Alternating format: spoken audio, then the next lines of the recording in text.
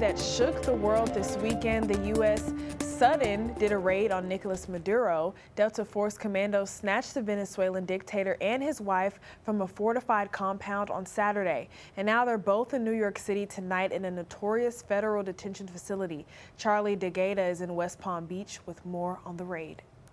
As day broke in Caracas, the people of Venezuela awoke to an uncertain future, with smoke rising and the remains of the Maduro regime still on display.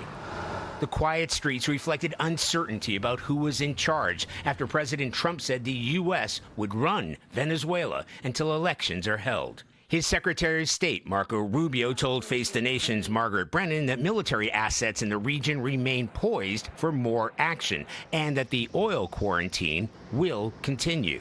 That remains in place, and that's a tremendous amount of leverage that will continue to be in place until we see changes that not just further the national interest of the United States, which is number one, but also that lead to a better future for the people of Venezuela. The Trump administration is counting on Maduro's former deputy, Delcy Rodriguez, now sworn in as the new president, to do what they tell her, and she was put on notice today in an interview Trump gave The Atlantic magazine.